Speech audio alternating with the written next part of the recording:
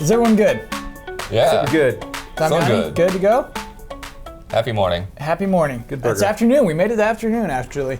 Hello, everyone. This is GT Time. I'm your host and moderator, Kyle Bossman, and joining us, as always, is our uniquely talented and knowledgeable panel, including Brandon Jones, Hello. Daniel Bloodworth, Hey. and Michael Damiani. Hey,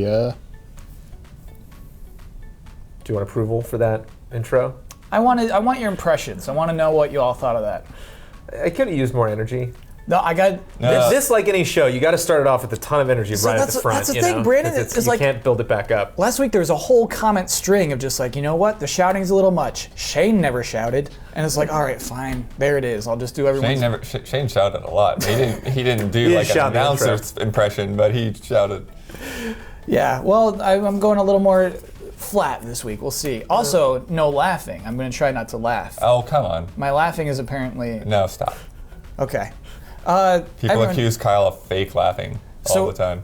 They've accused me of fake laughing my entire life, and I feel like once anyone accuses you of anything your entire life, like it's got to be like, you know what? At some point, they're probably right. So I'm going to try. No, that's not true. What?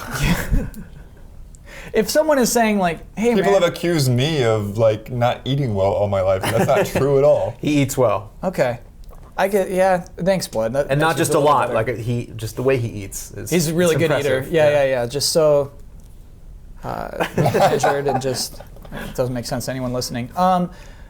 Last weekend, we had a real spooky Halloween weekend because we all put on our proton packs and we all had to find the bets. We were bet busting. Brandon again. was cutting like a monster. What are Yeah. you talking about? Well, we grabbed them, we got them in suited up, and we were all bet busting again because I forgot to lock in the bets last week. Yeah, it's rough. Yeah. So we had a really spooky, weird weekend. Brandon did edit in the meantime, but yeah, we found them. All the bets were locked in. Don't worry about those bets. But we had a crazy, another stressful Halloween weekend. Locking in bets.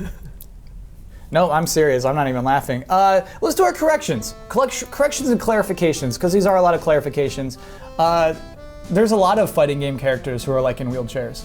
I would imagine so. Yeah, when we mentioned that, I was like, "Oh, are you kidding me?" Like, there's like what for like a good fighting game? There's like 30, 40 potentially characters. Like, One of them's got to be in a wheelchair, right? Is that what you're saying? Professor X in that X-Men fighting game. You could knock him out of his wheelchair. I was just gonna say they're probably all Japanese, but Yeah. well, a Japanese publisher might or developer. Most fighting might have made games that, are, yeah. but That's awesome, man. That's a perfect pick. And there was a really cool one from JoJo's Bizarre Adventure. It was just a guy on a horse. Oh, Was that Children of the Atom? What game was that? It's the one you did. We did top 10 X-Men games. You remember that? Next Dimension?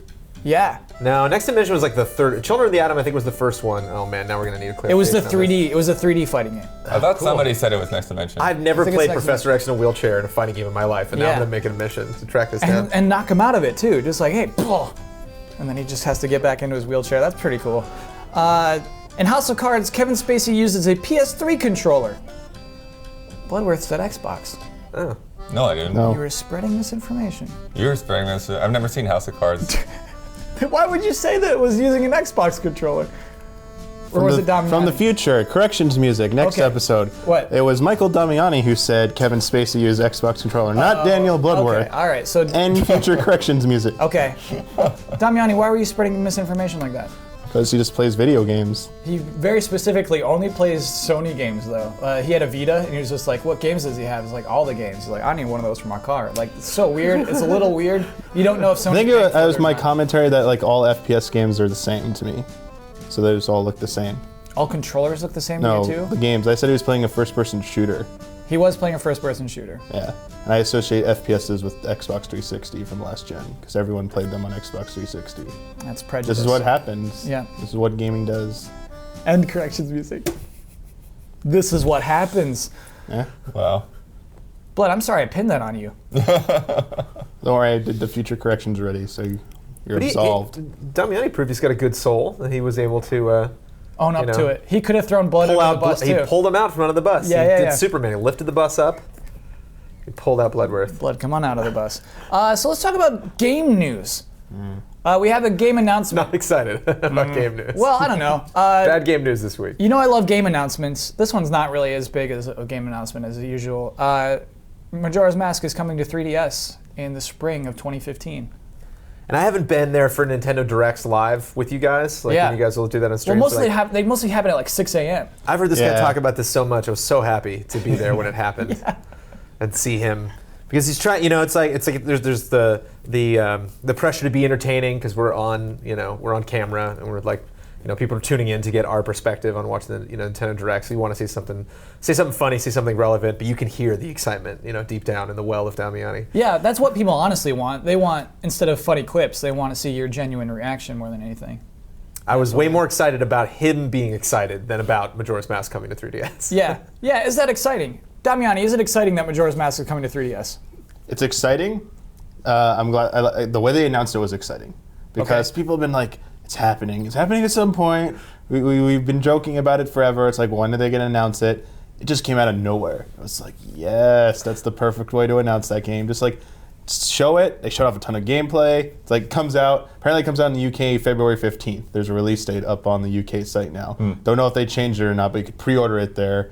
So spring is apparently February, March-ish. So, and it's coming out in spring, and this is November, and they announced it in November officially. It's like, wow. Remember Ocarina of Time 3D? They announced it like a whole year before. Absolutely, at E3. It was like that stealth announcement. They showed the 3D demo. Like, oh, this is actually a game. Like, IGN got clarification. It was like, oh, no, we got, like, it's going to actually come out on 3DS. So it's going to be a launch title, but then it was, like, pushed back till June. So that had, like, kind of like a long lead time, like over a year. This is like, you got 3 months, 4 months. It's coming out. It's like, yeah, this is cool. And the way they did, just start off, like, they just begin. They do the sound effect. You hear like the like it's this like thump thing that's clearly from Majora's Mask. That's what's up, because I wasn't really like, we were still talking when that happened. Yeah. Like we saw the ESB, we're like kind of still having a little discussion, and like I hear it and subconsciously my mind's like, oh, Majora's Mask, cool. But it didn't register immediately until I saw the font. I was like, oh, this is happening. But then the first shot threw me off. Because you were saying, like, is it new? Did they do a lot new to it before we started? Yeah. Like that first shot of the area, I was like, I don't recognize this. So, oh man, they trolled me. It's not like Majora's Mask. But then the next shot, I was like, no, that's like, no, that's stock pot in. What is going on here? Like, it's happening. And I was like, oh man, that's pretty cool. Interesting thing about this announcement, they said the date first. Spring 2015 is the first thing you see. Yeah. And then you see the game. That's cool. And I think that's part of just, there was too much like build up. Blood, are you excited about this announcement? I mean, I'm still, I've played a bit of Ocarina of Time 3D. And I do like the 3D effect, but I kind of feel like I would rather, like games that are in like a 3D world, 3D space, I prefer to play on a console. So it would be cool if they somehow release these new like texture redesigns or whatever for like the Wii U. But yeah, I mean, I think it's great that they're bringing attention back to it again. There's things that Majora's Mask has done that, they haven't really done in Zelda since then that I wish they would pull in. Be specific. I'm curious about what makes this game in particular special. The whole way the side quests work, all those character interactions and like locking them in and that whole logbook that you did. And it would take some different type of thinking to make that all come together without that looping time mechanic. But I thought that was really cool, and I also thought it was really cool the way you were able to actually play as a Goron and a Zora and a Deku Scrub, and just very different feel to those characters. I get to play as a wolf in Twilight Princess. Still not as cool as a Zora. Not even close. Not even close to as cool. Yeah, you know what I think is the closest thing was in Wind Waker, where it's like you got to get photos of particular moments. And there's those two people who walk around the island. Right. When they pass by, they give each other like a wistful stare, and then you snap a photo of that. That's like the closest, but that is like, this game is full of moments like that, right? Yeah, and that's the thing is like you have this sense that these are actually fully fleshed out characters, and they have lives and all of that, and there's ways to kind of bring them together. Whereas a lot of NPCs is like, okay, well, go get this thing for me, come back. Yeah, absolutely. You were playing Badlands? Is that what it's called? Hardlands. Hardlands. And I was asking, like, are these villagers tied to specific buildings? Because that actually, that's a big deal. Yeah. They're not. That you see people that It's why I like Bully. Bully's that way because all the characters are very specific people, and you see them. So when you recognize somebody, so when you see the messenger delivering mail, it's like the third, fourth time you loop and go back in time, it's like, oh yeah, I am reliving those 3 days. Yeah. Or, just that crazy thing with the the hand in the toilet. It's a weird game. Yeah. Yeah. Oh no, that's and that's the thing. Like I feel like maybe now going back to Majora's Mask, maybe somewhat lost on people, because there is that sense of like Twilight Zone to it, because it was reusing a lot of the same assets and things that Ocarina of Time had, but in very different ways. So it was like you had this eerie sense, but then there was also, it's like, okay, this character model is now a completely different character, and he's kind of a bad guy now. And then the dirt patches that you plant beans in are now like stuck on the side of a building, and like what is going on there? And it's like all of this stuff, and like what was it, that UFO quest with the cows? Yeah, and the ranch. Yeah. I mean, yeah. This was the first game with Tingle. That too. I mean, but it was just, there's just such a weird, eerie feel to the whole game, and it's partly because of how they reused their assets and just kind of made you feel like you went into nightmare version of Ocarina of Time. Yeah. Damian, you almost said something. I mean, Blitz said a lot about like why like I'm excited about it too, and why I care about that game.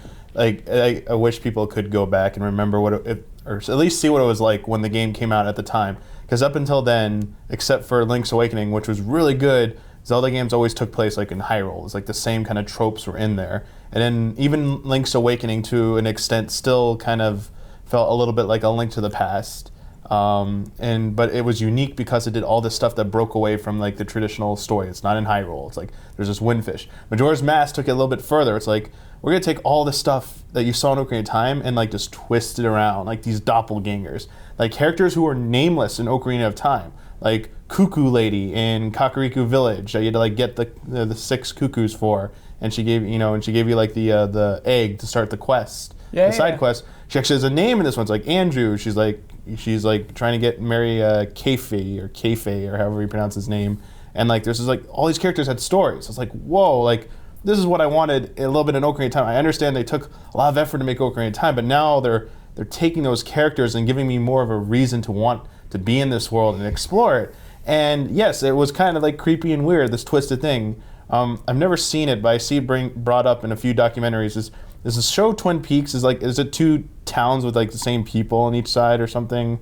I may have this completely wrong. I see Twin Peaks brought up when Majora's Mask was brought up. I think it's more of a vibe. Yeah, like apparently Majora's Mask's vibe is like Twin Peaks or something. Like it was some Miyamoto was talking about it, and like in the lower third said Twin Peaks, like some show. They're both coming back. Yeah. Yeah. You can watch Twin Peaks while playing your I think the Majora's important Mask. thing is Ocarina of Time got a shit ton of remakes, re-releases, remakes. Got like the GameCube re-release with the Master Quest the first time. Then I got the 3DS remake. It's been re-released like on every freaking platform imaginable since Ocarina of Time. Majora's Mask never got anything. It got like a Virtual Console release. And that was a little weird too, right? Yeah, it was a little. Because the expansion packs made it hard. Well, it was included in the Zelda collection, that like 4-game bundle, but it had GameCube. audio issues. Like I could play it on Right. GameCube, but it Really? would crash. It had audio delay issues. It wasn't a very good port. And then you had the Virtual Console version, which was a little bit better, but it always felt like it was playing like second fiddle. So I know there are people. I just want to touch upon this point. People are complaining that Nintendo is wasting time remaking these games because they want new Zelda games. They're like, oh, cool, you remade Ocarina of Time 3D to show what the 3DS could do. Why are you remaking another Zelda game? Make us a new one. Like, take that nice 3D engine you just touched up for Ocarina of Time and make us an original new 3D Zelda game. I don't want to keep playing the old ones over and over again. But at the same time, it's like, man, Majora's Mask, like, it's a really good game. Some would argue it was better than Ocarina of Time, depending on what side of the fence you sit on. And people are like, hey, show Majora's Mask some love. Like, give it the same treatment Ocarina of Time get. So it's kind of like this like balancing act. Like, I'm really excited for it, and I'm glad we're gonna get it, and like it deserves it. But at the same time, I hope this isn't like the end of this. Like, we got A Link Between Worlds, which was amazing, but it was like an older style Zelda game. I kind of wanted to see if they could make an original 3D Zelda game on 3DS using that engine, like the graphics engine, how good it looks.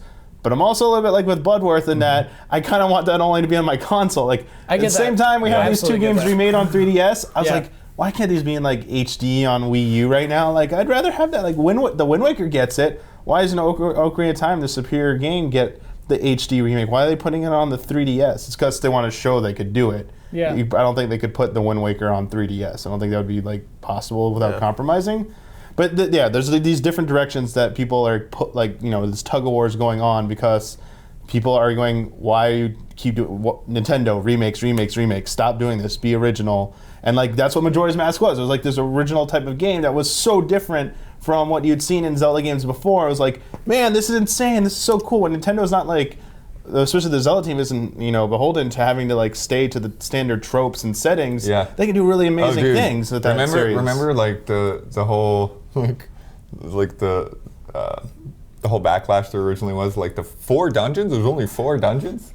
Without understanding how that whole scope of that game worked. That used to be the biggest thing. Like Majora's Mask is not better. It only has 4 dungeons, guys. Like Ocarina of Time had like 12 or 13 dungeons. What are you guys talking about? So that's what I think is actually interesting about Majora's Mask is like this game exists because of its limitations as it is. Basically, the 3-day life cycle, the smaller environments, the number of dungeons is because I think they had a year to make it. So they had less than 2 years to make it. Like Miyamoto went to Eiji Aonuma and told him, I want you to make a Zelda game in 2 years using Ocarina of Time's engine. Yeah. Like we took so long to release Ocarina of Time, we don't want to make fans wait too long for the next one, but we also spent all this work on this engine, like or it was modified Mario 64 engine, but tweaking it to deliver Ocarina of Time. Like, why can't we just let's get out another game? I want to see what you can do in 2 years. Because remember, Aonuma, this is the Majora's Mask, the first one he was completely helming. Yeah. He was basically, you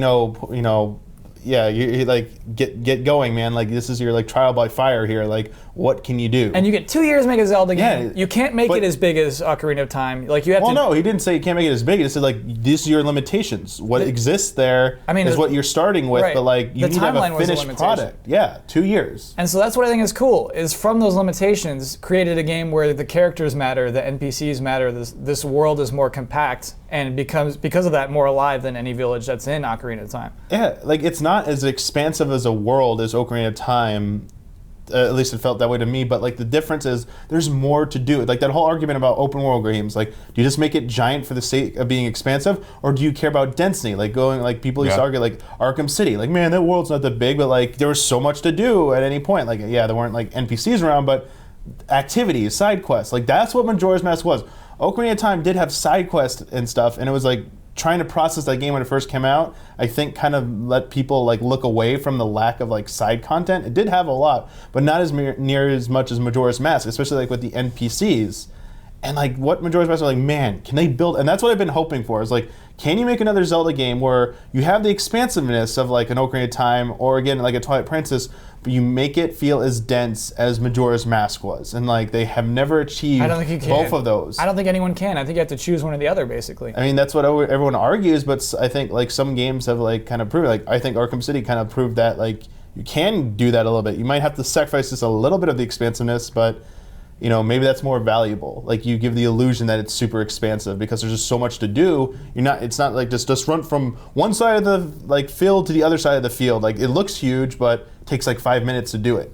Or like what was it, Final Fantasy 15? They're like, it's gonna take you an hour to cross this giant zone. And like watching that demo, I understood they said like we removed enemies and stuff because we don't want to we want a smooth demo to show you guys. But like I don't care if I see those mountains and can walk to them anymore. I want stuff to do in between there. There better be some caves I can explore. There better be like, I come across like that. They said like there might be houses. Like that's what I want to see in like Zelda as well. It's like give me stuff to do along the way getting there, and give me a reason to want to go off in this direction, not just for I just want to see what's over there. Like that's not enough anymore.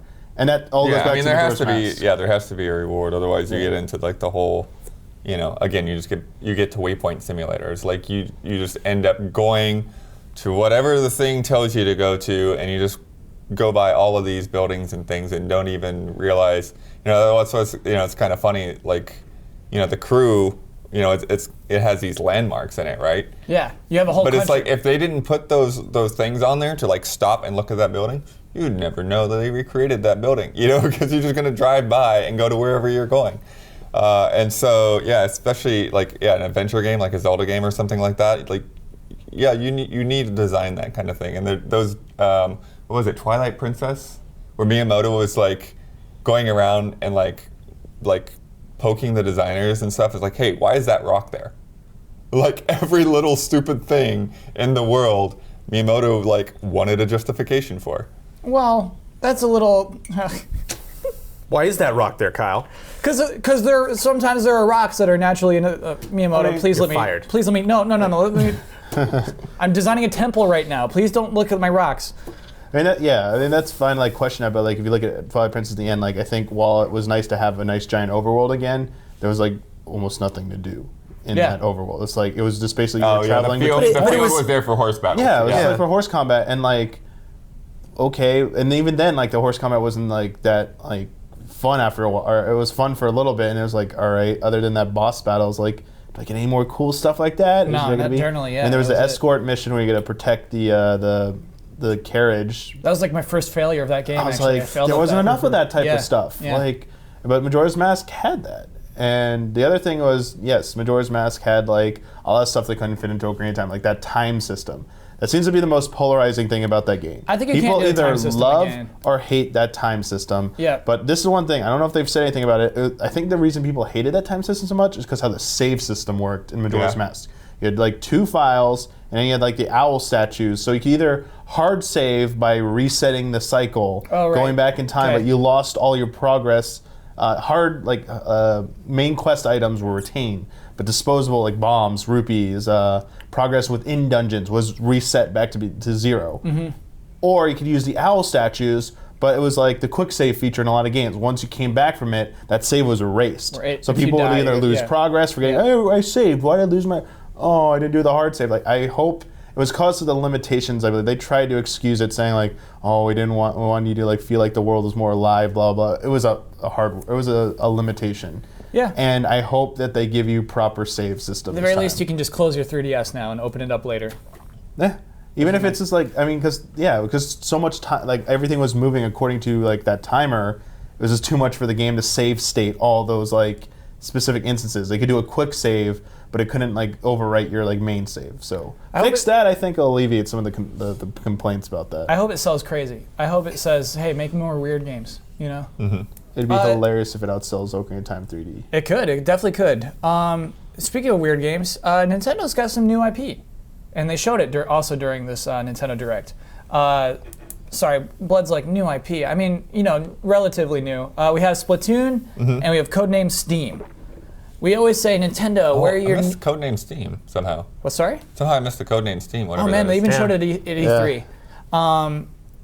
Everyone's always just like, Nintendo, where's your new IP? Stop making Kirby remakes. Where's your new games? They're like, here are our new games. Here they are. What do you think of them, panel? Brandon's been quiet for a while. I forgot the other one that you. Splatoon. Oh, Splatoon looks great. Yeah. Yeah, Splatoon looks like a lot of fun. I think just really fun. Steam, the style looks neat, but it doesn't. There's just something about the aesthetic of the world that doesn't really gel. I can't tell if I'm supposed to take it seriously or not.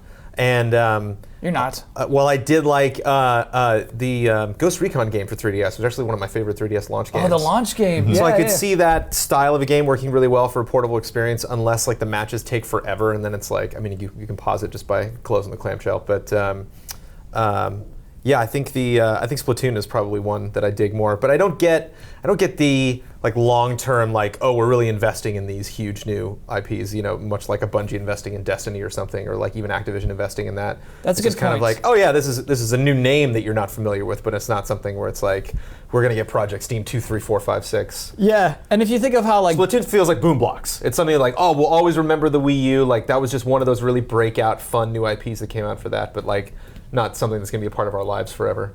I think it is kind of like that. I think if it succeeds, they'll definitely keep it going. I think you're right. It's not like this thing where they had all of the press come to visit them and walk around their studios and sign NDAs and just like, we can talk about Splatoon, but we can't talk about Splatoon. Like they didn't. There was never anything like that, like there was with Destiny, which was still absurd. If you think about that event in hindsight, that first press event, where people came We away thought it with was nothing. absurd when it happened, but Yeah, okay. it's even more absurd now. What do you think of those? What do you think of those games? No, I was glad to actually like see some single player on Splatoon, because at E3, I think it was kind of uncertain, what it would be like, or if it would even exist. I do feel like it doesn't have, like it's it's another one of those games where, like, it doesn't seem to have a world. It seems to have levels. You know what I mean? The different, like, there's just like things floating around out in space or whatever, and you jump to and that. Yeah, kind of yeah. thing. So to describe to anyone who hasn't seen it, Splatoon, the single player kind of looks Mario Galaxy-esque. It seems Or like Mario 3D World, like. Yeah. Yeah, it does. You are on chunks, it looks like. Multiplayer maps seem very grounded, actually. They seem like you're on like they're some arenas. surface. But yeah, they do seem like little planetoids, basically, that you kind of flop in between. But no, I thought it was funny too when it came on, and they were trying to describe what the characters were, and I'm like, you should just stop. Just The octopus characters who are like tentacles with legs? No, they were talking about they're squids, but they can take human form. Oh, yeah. And it was like, you don't. We get it. Sometimes some things we'll just accept. Just yeah. watch it. It'll be fine. It definitely has a vibe. I think that game has a strong vibe, especially Yeah. the way the trailer was. And it seems like the mechanics are really deep. I like that you could figure out by watching them play. There's like one move that they did where they were like painted something and then did a jump off of it because they could move off of it. Yeah. But like, I know that's how you travel in the environment, but they did it to like a vertical A surface wall. to Yeah, like you swung project up the themselves wall, on yeah. something. And it's fun that like they're not. It's kind of like Smash Brothers trailers where like they put in all the different crazy moves and you can like you really have to look carefully and pick out through quick editing like, whoa, what just happened? Okay, like that's not somebody like taking my hand and bringing me through all the different gameplay steps, but just like I just had to piece that together just by looking at it. So it's kind of fun that they just a lot of good gameplay trailers. Like a lot of them, the Treasure Tracker trailer was really great. Absolutely. A lot of just letting them their games speak for themselves. Which is why, again, just touching on Majora's Mask really quick, but I love the announcement just like rolling right in with the trailer. Just like, and we'll just show you that, and that you get it. I think I think Miyamoto's Pikmin announcement would have done so much better if they had just started one of those shorts, that he was talking about. Instead of him starting out, oh my God, we got so excited when we saw him, and then it's like, what? Okay. Yeah, That's so- what you're It would have saying. been a letdown to find out afterwards that it was just a short film. Sure. Well, it was a letdown regardless. Brandon, to anyone who didn't watch, please describe what that Pikmin how that went. He made Pikmin movies. So first we see Miyamoto, right? Right, on and he's green wearing screen. wearing a Pikmin shirt. Yep. And which he keeps showing like multiple times, like a flasher. And he recalled, making these short films for E3 when they announced Pikmin 3, when they were following him around before the press conference. And he's like, I'm working on these shorts, and now we'll get to see a little bit of it. And they didn't look bad, but again, it wasn't like some big reveal. And again, with Pikmin, it's not something where we're finally getting the high-res Pikmin cutscene we've always wanted. It's like more fun. It's like the writing, I guess, and with the kind of the whimsy of how he put the stories together, put the films together. Well, here's my question, Brandon, is how do I see those videos? Oh, you have to buy those videos. Yeah, buying videos. How much are they? It's not something- How much are those shorts? $5 a pop, or like $12 for all three. It's $5 for all three. It's $5 for all three. Okay. On the 3DS or on the Wii U, you spend $4.99 to watch Okay. these shorts, which I think are 20 minutes total runtime altogether. It's a weird thing. I hope that didn't take up like a lot of his time. But then again, I also remember saying while the stream was going that man can do whatever he wants. He can, yeah, he absolutely can. Maybe it's better that he's doing that. He's and already not got his poking Lifetime around and Achievement asking Award why the from- rocks are there. From Brandon Jones, so he can. When he was making Donkey Kong, no one was over his shoulder saying, "Hey, why is that pixel there, buddy?" You don't need some people. it's a You don't different need era. that. It's a different You don't era, need. you They know? don't need him doing that. Oh, he gets me angry sometimes. He really gets. That cocky Miyamoto. Let's quickly, as we wrap it up, talk about how worthless Amiibo is. Basically, it had been a secret how Amiibo would be implemented in other games other than Smash Bros. Until this announcement, until yesterday's Nintendo Direct. We learned that the implementation of Link Amiibo in Hyrule Warriors will give you an exclusive item. Not exclusive. You can pay for that item or with real money, or you can use your Link Amiibo to get that weapon. If you use any other Amiibo in Hyrule Warriors, you get a random item. Just like here's some, you can get rupees, or you can get a random little. I'll tell you when the worthlessness of this is going to get really extreme. Yeah. So, Rapunzel. We were playing in Disney Infinity the other day, and you popped Yep. Rapunzel on. You were like, "Oh, can she whip her hair around?" I'm like, "No, she uses a frying pan." Yeah. You're like, "Oh, come on!" But you were still like, even though we're in 2.0 now, and the new characters came out, and Marvel and all that stuff, she still works. You can still put her on the base. Yeah. She can still jump into the game. She can still play. She can use any items. Any upgrades that they add to the game will affect her in the toy box. She can still run around. These are all Smash characters that they're now kind of in this season, in the 2014/15 era of Amiibo. They're trying to figure out what games those are going to connect to. In 2016, those Smash Brother characters are going to be worthless. Yeah. All the games that they're coming out with in 2016 are not going to connect to these Smash Brother characters. They're going to move on to something else. So unlike Rapunzel, who even 3, 4, 5 years down the line is still going to be playable, even like that Gen 1 Spyro you got is still Yeah. going to be playable in Skylanders, and you can still, might not be super effective or very interesting. He was good. He was but all right. Can still Gen do 1. something. Can Yeah. still go in the game and run around. Some of these characters will literally have no functionality whatsoever with new games at all. Yeah. That's my fear. I think that's where they're going. No, I mean, if you have, let's say, Wii Fit Trainer, and you try to use it on Mario Kart, it will do nothing. Right.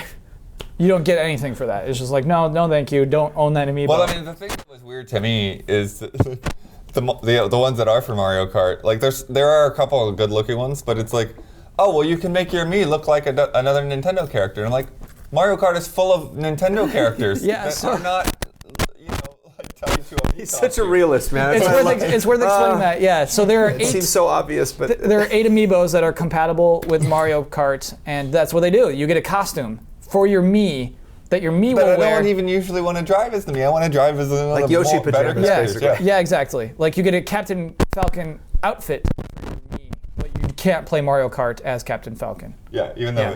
though Mario can steal his car. Yeah, exactly. Mario has stolen There it his is. car in the There's new that, DLC. there's that Grand Theft Auto Mario that people have been talking about all this time. Yeah, so there it is. Amiibo. Damiani, you like Amiibo? I'm kind of. It seems like yes. What are you trying to say right now? I don't really like it. What do you love about kinda Amiibo? wants to like it, He though. does. They What's need going their on? own. I thought there was gonna be a game for it. Like that's what I got excited about. Or there would be a special version of that character unlocked when you like I thought, oh, Hyrule Warriors, you're gonna get like a special edition Link character to fight as. Nope. In Smash Brothers, you're gonna get like alternate outfit like Link or something like Yeah. not like stupid meek clothes, but like an actual like cool version of Link, maybe like Fierce Deity Link or something. I don't Yeah. know. But and then like maybe down the line there's gonna be like a specific Amiibo Nintendo game. I was like, all right, this might be cool. You know, I don't. Skylanders and Disney Infinity have their own thing. Like maybe Nintendo's gonna do their own game. Like, and I was like, it should have been Pokemon. But It should not no, have been this Pokemon. this is like weird. Like I think they're gonna sell okay because Nintendo fans want to buy like the figures. They like collectibles. And Nintendo hasn't been the best at putting out merchandise and collectibles unless you live in New York and have the Nintendo World Store right next to you. So it's like a way for fans to finally like purchase this stuff and like feel like, you know, they're part of like the whole consumerism like merchandise part of Nintendo, which makes Kyle cringe. You're and right, though. You're absolutely right. It's just they're late to the party, so it's another reason like Nintendo wants to make money, but there's obvious things they don't do that, you know, they could be making lots of money off It's of. it's actually more dastardly of a sell than Skylanders and Infinity because with those games you get the figure, you put it in the game, you try out the abilities, and like yeah, you might have to level them up more to try later skills, but you get it. Like I put Aladdin on, I'm like cool, Aladdin. After 5 minutes, like I got it, I get that figure. Whereas like the way they sell amiibos, it's like well here's what they unlock in these games, and who knows what they could do. In the Yeah, I future. know. Yeah, like, this is a message. Who knows what value you could get out of these figures? It's like I'm just worried it's going to be too ambiguous at Probably some not point. more. And like, there's going to be the focus on what a new game does, and then like the amiibo functionality is this whole other thing, and people are going to lose track eventually of like, wait, what does this one do on this one? Like, do people just Yeah. gonna like start just trying it, and then they're just going to forget about it after a while, and just be like, these action figures. Who knows? Yeah, like it's just Oh my not gosh. very. Infinity yeah. has a Hall of Heroes where you can go and you can see your figures all lined up in the statue form when you unlock them, and however high level they are, it turns from like a bronze statue to a silver to a gold. Cool. The Mii U, what is it called? I don't know the Mii U. The Wii U, what's your little like hub where you hang out? I don't own this console. It's called Mii Miiverse. Miiverse needs a Hall of Heroes for Amiibos. Plaza. Miiverse needs a social plaza Yeah. where when you put your figure on, you become that character and you can run around that world and interact with stuff. Brandon, you know, I wish Nintendo Maybe set it up like consulted Nintendo. you. Maybe set up like Nintendo Land. I wish Nintendo consulted you. I wish they said, okay, we're going to do some toy initiatives. Let's talk to Brandon Jones. Let's figure out what we have to do. I'm still I mean, Brandon they at could do something GameTrailers.com. like They can that, 'cause email me anytime. they have the Animal Crossing Plaza. yeah, it could happen. Connected to the 3DS game. But the thing is, I like the idea of Miiverse because it pops up right when you open up the console. Yeah. You know what I mean? Everyone sees that, whereas you have to like access the Animal Crossing thing. And maybe you can like, if you can unlock a statue in that Miiverse area, even when you like invite your friend over and like, I don't have that amiibo, but my friend does, so I invite my friend into that area while he's that amiibo and it unlocks. Well, and I think Oh, the other cool. thing too is, you know, like, so Smash Brothers, you level up the amiibo, but I don't see how there's any kind of benefit to like, oh, if I used it in Smash Brothers and I used it in Mario Kart and I used it in Hyrule Warriors. Like, It won't if carry there's over. any kind of combined experience, like I think, yeah, like having that show up in a plaza of some kind would be interesting. Yeah. At least they haven't done like power discs or traps or any like plastic periphery that the figures need. So So I they've stayed away from that. I do want to move on, but they have announced they're going to do tinier amiibos and cards with little RFIDs on them. Huh. That was a recent announcement. That's the future of amiibos. It's like we're gonna scale them. You can get This cards, Pokemon trading card and you game can get coming back. tiny amiibos, and you get the larger scale amiibos. So it's gonna get awful. It's gonna get so bad. It's Oh gonna yeah, get no, worse. for sure. Yeah. We'll see. It's still salvageable at any point because with every Skylanders and Infinity, it's like a new chance for them to upgrade all the tech and make it more interesting. Yeah. So it's not like, oh, it's just totally going to get worse. Like that game could happen. They could just announce it someday. You know, where they like try Year of Amiibo, it doesn't work out. And they're like, okay, I guess I gotta call them Amiibo. Amiibos is not a word. Yeah. It's always Amiibo. Plural of amiibo is amiibo. I got one Amiibo. I got two Amiibo. 3 amiibo. I'm so done talking about amiibo. They make me angry. Really cool trailer popped up this week, very early. It showed Grand Theft Auto 5 in first person for 8th gen consoles. Brandon has a gleeful smile on his face. Brandon, what was this trailer like for you watching this? This trailer was great because it was something I like got into work and somebody like grabbed me and they were like, the first person trailer, have you seen that? Or I think I saw it on Twitter and I hadn't watched it yet. So I came into work, I'm like, wow, I clearly have to watch this. And it started out and I was like, okay. And then 30 seconds later, my brain exploded. And usually that happens like right away, especially with gameplay where you see something for the first time. It's like, oh, you kind of get it right when you look at it. And my expectations were so low for this. It was like, oh, that's kind of fun, but I've already played this game. It's a huge game. It's not just that I played through the story. Like I played online a ton, and even when I play online and I jump back into the single player game, I have to at least for 30 minutes run around and blow up cars and just like cause havoc. So like I put so many hours into this game. This mode can't possibly totally change the experience, and it totally changes the experience. It totally does. When he's in the cockpit and he's like, "Oh, somebody's on your plane," and he looks out the window at the guy that's like on the side. It's like, oh my God, it's a totally different mission now. It's crazy. It takes me all the way back to playing Twisted Metal in the PlayStation 1 and being like, I'm in the car. I can see my hands on the wheel. You know, it's like Takes you back there. That's crazy. how many years later? 20 years later? Yeah. Way back. Like right back to that point. Like, and somebody said Oculus, which I didn't even think of. I was like, oh my God, when this comes out on PC and whoever figures that out. Yeah. Oh God. The reload, I think, was one of the things that I knew. It was like, that's why this announcement wasn't made. That's why tech like this takes so long for Rockstar to implement sometimes, because they don't want to just slap it in there. They want it to be awesome. And so it's like when he like first reloaded that, you know, that it wasn't like Skyrim where it's like Skyrim in third person. It's like it's not, you know. Yeah. It's a third person perspective of the first person game. Where like this is a first person game that just happens to be Grand Theft Auto 5. So Yeah. everything, all the animations, everything is like, it fits that perspective because they made it fit, because they spent a lot of time working on it. And that's the weird thing is I feel like such a dumb sellout for being excited about that game becoming a first-person shooter, but it's strangely exciting. The motorcycle shot Yeah. was thrilling. you Yeah. know? It's like that game doesn't exist right now. There's no first-person open-world game, I think. So it's First person, there is, but there's no Wait, first what do you person. mean? I mean, Far Cry is, Yeah. you know, Far Cry 3 is, you know. yeah. Far Cry 3 doesn't have like that city though. I mean, you know what I mean? I guess Far Cry 3 is definitely like a sandboxy type game, but yeah, I guess this is just it's going to be an unusual game in itself, just for that change of perspective, which makes no sense. I mean, like the whole time you're playing that game, you're not paying attention at all to anyone's eye line. You know, it's like when you have all these scenes, but it's like now it's like I'm going to be looking into the eyes of every single person. I have to play that entire game Yeah. in first person. Damiani's eyes glazed over. Are you not excited at all about this? I don't know. Not That's why. really. That's why it's good. That's why we had to have the scale in the panel. Why is this? Explain to us why it's not worth getting excited. I haven't talked about GTA 5 first person nearly a third of the time that he talked about Majora's Mask. Just want to put that out there. Now you may speak, Damiani. I mean, it'll be cool to try out and stuff. Like, so my plan is, for full disclosure, I'm gonna play the PS4 version when it comes out. And I'm gonna play it over Thanksgiving because I haven't played GTA. Full 5. disclosure, I haven't played okay. GTA 5 at all. Haven't touched the game at all. Oh, great. So I'm gonna play it on PS4, and I'll try playing it with that feature when I want to. I'm sure it'll be cool because all GTA, like I don't remember playing, or I remember playing the PS2 GTAs because I also didn't play 4. I played the PS2 ones and I stopped playing them. Okay. And it'll be interesting to be like being so used to the over the shoulder, the wide view, and all of a sudden like going into first person or something like that, it would be like, like this might be cool. So I'm not like blown away by it yet because I really haven't been paying too much attention to it.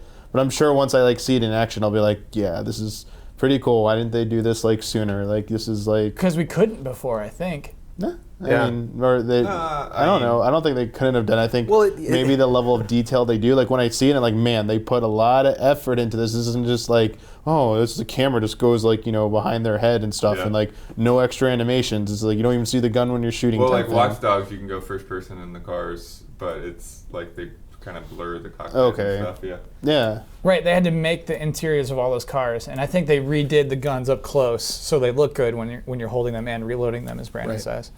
And it's just the way those games are built. They're built to the environments are built to be seen in third person. Like if you imagine if GTA was only a first person game, it's like why would you customize your character? Why would I wear an outfit if I can never look at myself?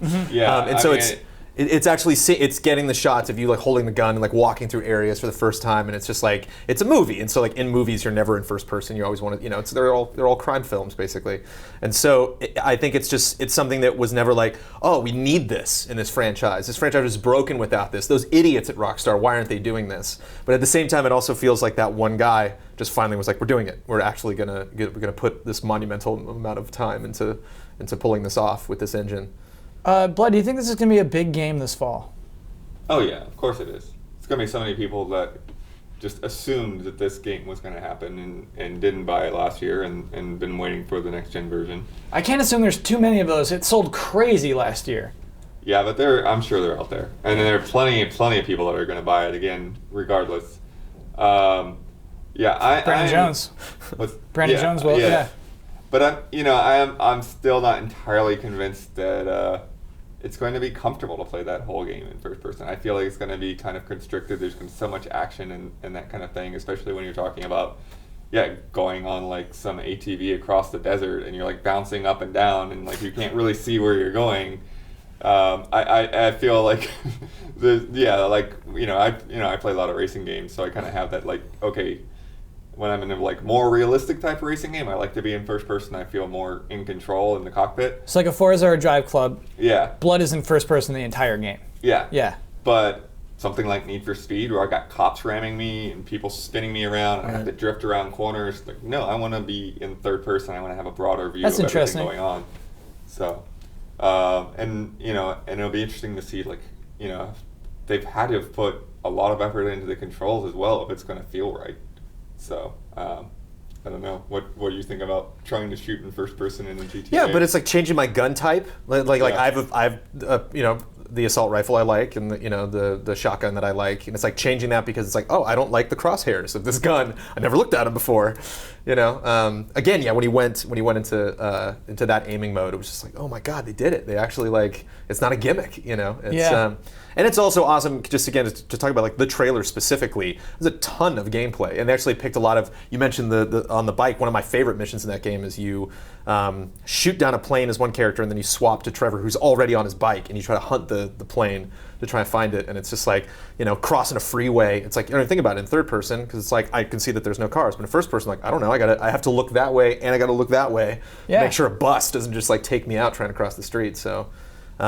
I think the greatest investment, like it's very exciting for people that haven't played GTA 5 to jump into it now. It's like the perfect opportunity, but it's like such a, like I don't have time to play this, but it's such a great time investment to play this game and like every single one of those moments, like actually experiencing them from a completely different perspective with vehicles and stuff. Like trying to fly, like when you're trying to crash a plane into another plane, there's that mission, like trying to, take the Jeep out of the other plane and the Jeep goes flying out, which is like, I put that shot in the trailer and like being in the, actually being in the car's spinning out of control, Yeah.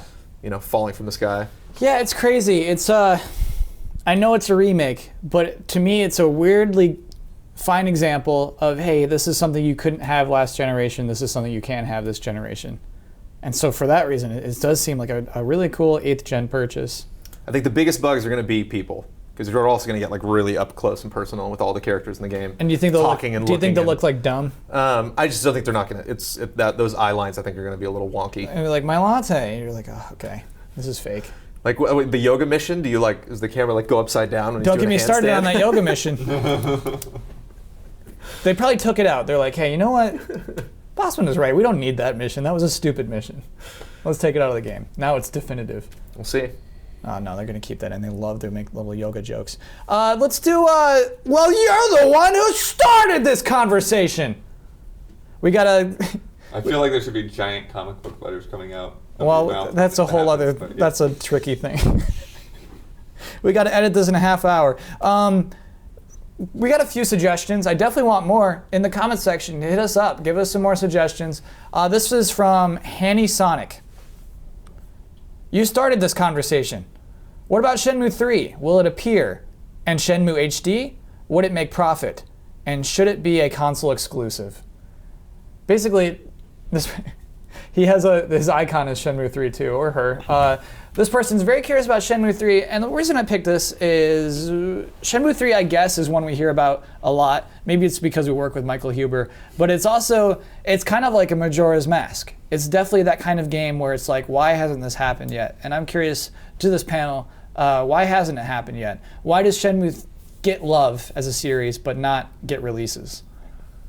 I wonder if numbers are so attached to something as like a stigma. Like, I don't know how much Shenmue 1 and 2 made collectively or each game made individually. I think they both lost. But like whatever that number is, it's just that's the answer. You know, it's just anytime it ever comes up, it's like, how much did that sell? Oh yeah, no, we're not doing that. Yeah. If there's just literally like a base number that it doesn't. I don't care how many fans it has now. I don't care how many followers the Bring Shenmue Back group has on Facebook. It's that sales number. It's at dollars. Yeah. Yeah, So I mean- it'd have to be a Kickstarter or passion project from somebody. Well, then that wouldn't happen because it's Sega. But I mean, I think at the very least, I don't know what it would cost, but it would be interesting to see what would happen if they released. It's sort of like the PlayStation Classics type thing, where they don't do any kind of crazy up-res work or whatever, but they just literally get like a Dreamcast emulator together and get the game running and get it out there.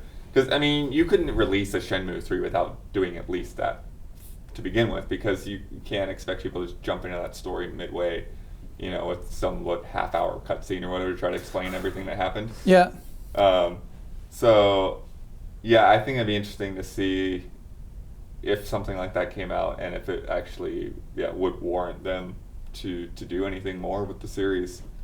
Because, there's definitely the Shenmue fans, but there's definitely not enough of them to make a game on that scale. So yeah, I guess it's that. It's Damiani. Relate this to Majora's Mask, where it has fans but didn't sell as crazy as other entries. Do you think Shenmue is good enough? Basically the thing is, Nintendo believes right now Majora's Mask is good enough to sell to people who haven't played it before.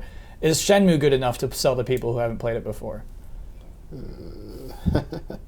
So the only thing is, I don't know Shenmue's sales numbers, but Majora's Mask sold millions when it came out. Millions? Yes, it did. Sold Wow. millions. It came out in N64. I mean, it was one of the weaker selling 3D Zeldas, but it still sold, multiple millions of copies. And they've only seen the fan reception to it. Like, it's usually tossed around, even in mainstream media. Like, people still throw around Majora's Mask a lot as a game they want to see. So the difference is Zelda fan base and how many sales expectations for Zelda games are way higher than what I think a Shenmue game would ever be. I think the first Shenmue was the big one where it kept hyping this thing as this could change video games. I didn't care about Sega back then, and even I was like, holy crap, this Shenmue game, they keep saying this is the future of video games. They're giant budget, all this real world, it can go anywhere and stuff. It was the precursor to open world games. It was something like that. It was what they were building it It's kind of up. funny because they both have that whole system where you could follow a character around for a day. Oh gosh. There's that parallel. Yeah. And it didn't sell well, apparently. Well, the Dreamcast didn't, apparently, because Right. Sega said bye-bye to hardware, and then they changed up how they did their strategy. However, I don't know. I think Kickstarter, I don't understand why Sega can't do a Kickstarter. I don't know if there's a legal reason why a company that actually developed games can't be we can't start a Kickstarter for this game for some reason. Otherwise, I just put. They probably could. I mean, I was like, Harmonix just did a Kickstarter. Yeah, just let fans there you go. Gauge what fans would pay for this. And Kickstarter allows fans that want it more to pay more than if it was gonna be a $50, $60 release. At least the Kickstarter would be this person might donate $1,000 because they just want it that badly. Like they might have that disposable income. Like I've wanted Shenmue 3 forever. Just let me like have the chance to pay. I can't fund the Huber whole would give game, them $1,000, but like I could yeah. give you like get a few of us together. We'll get you enough money. Like I don't understand why they just. That would be the easiest path to just getting this done. So it's like do a Kickstarter, see how much the fans would pay for it, and if it's like you see like oh that's enough to cover the cost of development of Shenmue 3. There you go wild. We don't have to worry about sales of this game, and anything it does sell extra, it's extra money to us. The only other way, I keep trolling about this, but it's only like a half troll because it's also half serious. The only way this game is happening is if Nintendo goes to Sega and it's like, hey, like we like helping your games out and stuff. You know, we want more We exclusives. did Bayonetta 2. Microsoft and PlayStation, apparently, like, you know, everyone thought Mark Cerny was going to bust, you know, with, they were going to, like, what was that event where they had to talk about Shenmue? And everyone's like, it's going to happen. I think it was GDC? PS4 Shenmue 3 is happening. And it didn't happen. It was like, yeah, because, you know, Sony knows that game won't sell enough. Nintendo Yeah. just be like, hey, Shenmue 1 and 2 HD on Wii U exclusive, and then Shenmue 3. And then we'll give you some money and you make it work, and we'll give you resources. And it sells 500,000 copies. We're not even mad. They just want a reason to get people to buy. Like, because those fans who would pay whatever they were necessary to get the Kickstarter funded would go buy a Wii U. Like, there's no Sega platform anymore, so they're not loyal to anything. So it's like, Nintendo has it, we're going to buy Wii U's right now. You know, they might get, like, a small bump and more goodwill towards the community. They'd be like, man, like, you know, this is great. Like, you know, I don't know. I could see there could be some arrangement made there, I feel like, because Nintendo keeps funding the Sonic games, and they're not selling that great on Wii U, so I don't know. Like, there's it's something weird. going on there where it's still working out somehow. Nintendo's just like, even if they're selling, again, 500,000 Sonic games, they're like, well, at least none of those are on other consoles. I think that's where that money proposition comes in for them. Yeah, I mean, I also have to wonder, now, like, in terms of marketing a new Shenmue or something, like, a lot of that hype for Shenmue was because of the graphics and because of, like, how much effort they put into, like, recreating that world.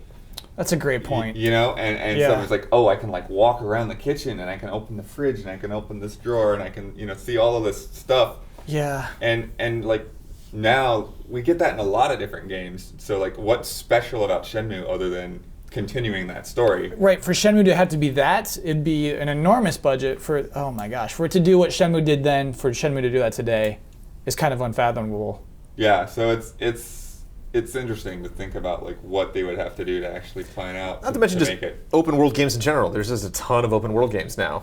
I love the genre, and I just get like, you know, I can just bask in the glory of open world. You know, like Shadow of Mordor, GTA, like even just Sleeping Dogs got an HD remake. That was great. Oh, you know? I remember, like, being just blown away by the fact that, like, you could pick up a soda can and look at the ingredients in your hand. You know, it's like there's so much detail. And now like GTA's got a ton of that kind of thing with all of their funny brands and stuff. But what if there's a trailer for Shenmue 3 where it's first person? Yeah, Next gen? Mind's blown? maybe. I don't know. It's true. It'd be so hard for them to have that impact they had on Blood looking at the can today. It'd just be another tens of millions of dollars. So that's our you're the one who started. You're the one who started this conversation. It is, because that poor person. We can start a conversation. We don't know how to end it. Poor Hanny Sonic, like, probably wanted us to be like, yeah, that should exist. It's going to. We're gonna have it. We got you know the what I mean? best idea of how you can do it. Yeah, and that's why the segments. Well, why the hell's Grim Fandango coming back? Everyone loves it. Didn't sell that well, right? yes. No, Really? no adventure game sold well ever. Yeah. You Sony like, worked for it. That was just totally a passion project. Yeah. It's just some meeting that went really well. Yeah, You know, like that's what it would take. they even made like a coy joke about Tim Schafer. They put him up on screen. They're like, "Look at this crazy guy who we're working with." Yeah. He just wanted to make it. We were like, "Okay," you know, like. It just has a very friendly vibe. It does. You can't really zero in on like clearly Fandango's coming back now because of blank. you know? Yeah, but that's so much easier to do than even a Shenmue HD. You know, it's just so much It easier. is. So anyway, if you want us to poop on your dreams, please give us more segment ideas. For you're the one who kind of started the conversation. It can still happen. It all it takes is one weird deal. Anyway, let's do our closing bet for this week. BlizzCon is this weekend. We have a few staff members going to BlizzCon this weekend. How many minutes of the opening ceremony will be devoted specifically to StarCraft? Ooh. as our bet this week. Damiani, you may go first or last. I will go last. Okay. Blood, what is your bet? Gosh. StarCraft, huh? Yeah, StarCraft. See, this is the problem. I'm not at all. familiar Opening with ceremony this is stuff. 45 minutes long. Yeah. It's Yeah. about time for them to announce the Protoss. No, I know that much, but beyond that, it's kind of tricky because I'm just not familiar with how the event usually goes. I'll go with 8 minutes. Okay. Brandon. 7 minutes. Ouch. You really undercut Blood there. That was my number. I was gonna go. I'm going with 1 minute. Kyle's gonna get the win. There's nothing there. Well, I don't know, because Damiani gets last bet. All right, 10 minutes. Ooh, he's going high. How could you see them doing 10 minutes of StarCraft? Because if it's 45 minutes long and they're talking about StarCraft, they're going to talk about WoW, which will get the majority of it. Uh-huh. And I bet they'll have one in Hearthstone. I bet they try and keep And it Diablo. one third.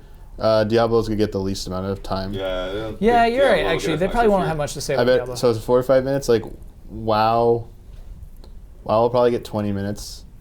Hearthstone will probably get like 10 minutes to 15. And it's like, what, 30, like, And you gotta account for like 10 minutes of, yeah, how y'all Oh doing? no, totally, because they have to bring out so many people, and Yeah, there's yeah, so yeah. many guys that just love talking, getting up on stage and stuff. I even went to like the Draenor like trailer announcement event, and there was at least 10 minutes of them, like, hey, what's up, everybody? Let me Just hear like, ya. yeah. Let me hear ya.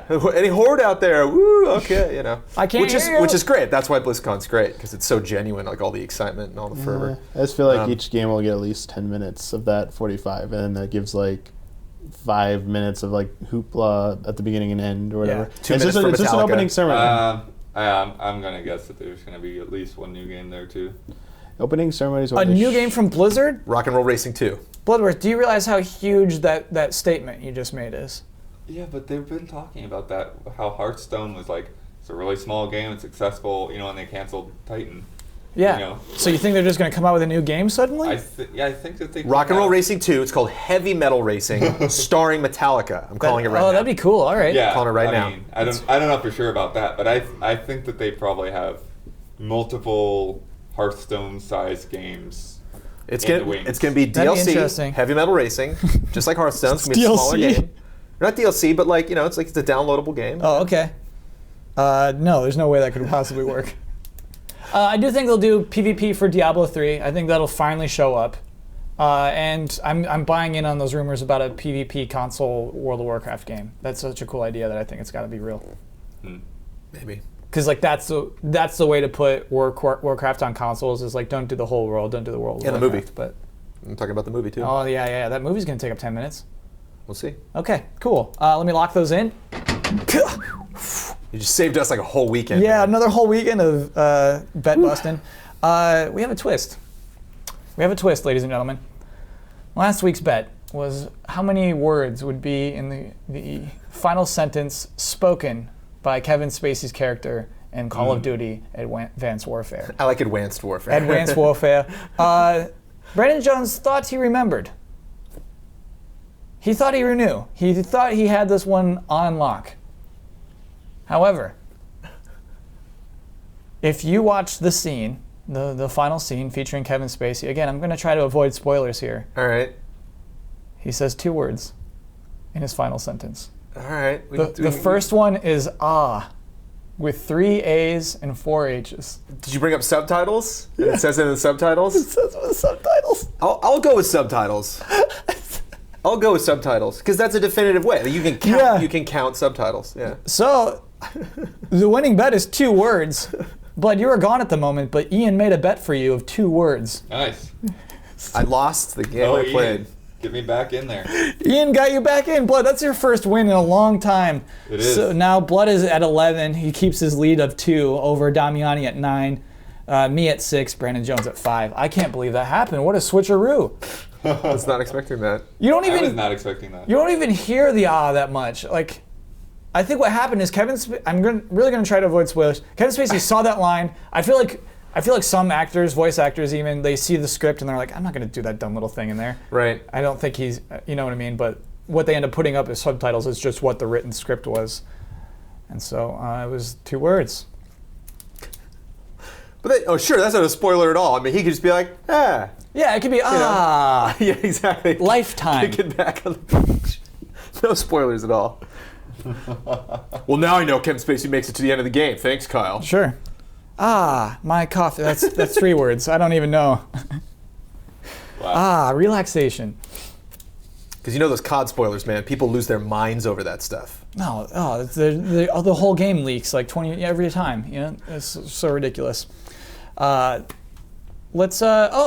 Blood, you won, man. I won. You get to plug a video and close us out. Blood. Yeah, it's weird because Blood. the schedule of things has not favored me, so I haven't had anything really.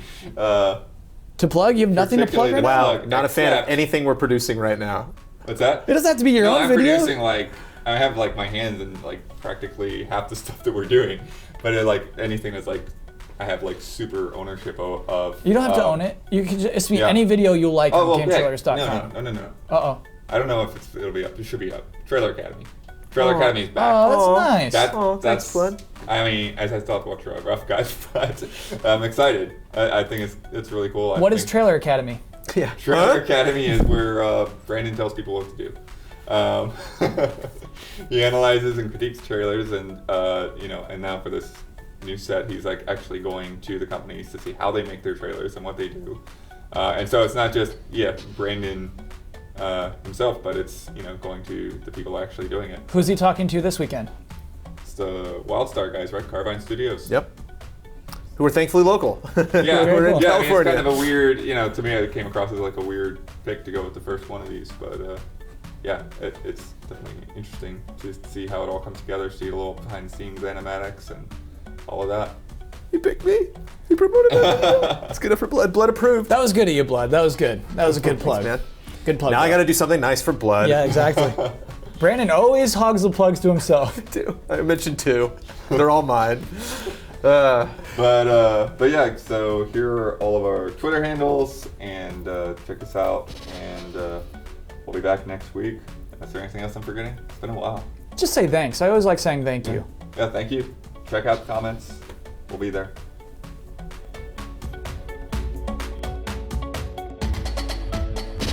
I love. Daliani, what's in your mug? It's gonna be ridiculous. Always. It is gonna be ridiculous. I'm looking at you, Kyle. Ready for this? I don't think so. Oh, come on! Wait. You can't do that. You can't do that yet. Yeah, I can. Can you? Yep. Are we under embargo? Are we nope. under an Amiibo embargo? Unlimited photos and videos of Amiibos is permitted right now. Wow. Well, there we go. There it is. Yeah. If you're just listening to us, Damiani Yeah. pulled a Mario Amiibo out of his mug. Where'd that come from? I didn't unlock any features in my mug, though, sadly. See? No special GT time character. False advertising. I was thinking when we first started, I was like, oh, it's a shame. It'd be great if you pulled out an Amiibo, but we can't. Yeah, But apparently we can. They can. Unlimited video. Says it on the sheet. Unlimited Nice. photos and videos of the figures. So is that a good figure? What would you say about that figure? I think that one's pretty good. Uh, Fireball's a little weird. Look at the fireball. Like, why is it in this hand? Like, why isn't it why aren't the trail be going away from him? Like, It's like he's playing basketball. it's Well, it's like he's doing magic. He's like, shooting with the left hand too. I don't get this. Like, what the heck? I think is he's he like doing? winding up. Like he produced the No. fireball over here, and then he's winding up to throw it. Okay. And then he's about to chuck it with his left hand. So He's the got crazy right thing hand about up, just the like- the first line of Amiibo, like Brandon talks about the work that they put into Disney Infinity figures.